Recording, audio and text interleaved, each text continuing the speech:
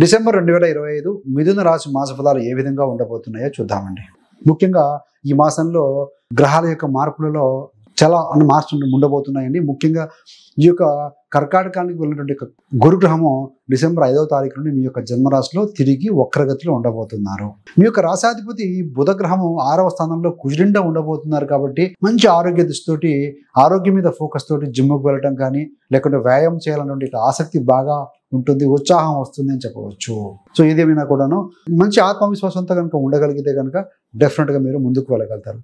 So మన ఆరోగ్యమే మన సంపద. ప్రతిరోజు మనం చేసే చిన్న చిన్న మార్పులే పెద్ద విజయాలకు దారి తీస్తాయి. కాబట్టి సో కొత్త మార్పులు చేస్తే మంచిదండి. మిత్రులకు కొత్త వారు పరిచయం రావటం, కొత్త మిత్రులు పరిచయం అవడం జరుగుతుంది. కాకపోతే పాత మిత్రులు కొంతమంది దూరం అయ్యే అవకాశం కూడా కనపడుతుంది.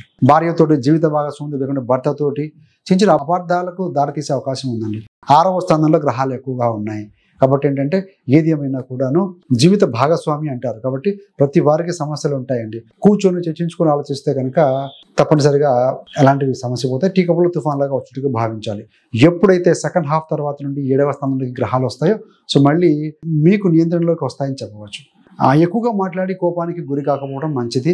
2వ వారం లోపున, మొదటి వారం నుంచి 2వ వారం లోపున పెద్దవారు కూడా చిన్నవారితో మాట్లాడేటప్పుడు ఏంటంటే మన ఆలోచనలు, మన యొక్క భావనలు ఇవన్నీ కూడా సంభాషణలో ఎక్కువ వ్యక్తపరచకుండా, మన మైండ్లో ఉన్నటువంటి నెగిటివ్ ఆలోచనలు వారి ముందు వ్యక్తపరచకుండా సంయమనం కనుక వహించగలిగితే కనుక సో ఈ యొక్క సంబంధ బాంధవ్యాలు సజావుగా సాగుతాయి అని చెప్పవచ్చు. ఇంట్లో ఉన్న గృహిణులకు ఎవరైతే ఉంటారో వారికి పెద్దవారి యొక్క సపోర్ట్ ఈ మాసంలో కొంచెం తక్కువగానే ఉండొచ్చండి. అయినప్పటికీ కూడా అనుకూలతతో ఓపికగా ఉండటం మంచిది. కొంత పేషెన్సీ అలవాటు చేసుకోండి, సరిపోతుంది. మన మాట ప్రేమను పెంచవచ్చు, అదేవిధంగా దూరం కూడా చేయవచ్చు అండి. కాబట్టి మాట చాలా ముఖ్యం. మరి లీగల్ మ్యాటర్స్, కోర్టు వ్యవహారాలు ఏ విధంగా ఉండబోతున్నాయంటే ఈ నెలలో ముఖ్యంగా విచారణలు కానీ, ఒప్పందాలకు ఏదైనా అగ్రిమెంట్ చేసుకోవాలన్నా పరిష్కారాలకు అనుకూలంగా ఉంటుందండి. ఈ యొక్క మాసంలో జరిగేటువంటి గ్రహ పరిణామాలు ఏమిటంటే లాయర్స్కి, న్యాయవాదులకి మంచి మార్గం కనిపించే విధంగా ఉంటుంది. ప్రత్యర్థులు కూడా మీకు కొంతమంది సానుకూలంగా స్పందించే అవకాశం కనబడుతుంది.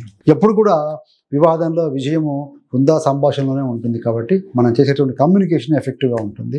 దానివల్ల మంచి ఫలితాలు రాబట్టుకోగలుగుతాం. మరి పొలిటికల్ రిస్క్ ఏంటంటే ప్రజలలో మంచి పేరు తెచ్చుకునే అవకాశం బలంగా ఉంది. సో మీరు కనుక మధ్యవర్తులుగా, పెద్ద మనుషులాగా ఉండి కూడా కొంతమందికి గొడవలు నివారించే అవకాశం కూడా కనపడుతూ ఉందండి. అంటే మీడియేషన్ చేసి కూడా సమస్యలు సాల్వ్ చేసే విధంగా మీరు చొరవ తీసుకుంటారు అని చెప్పవచ్చు.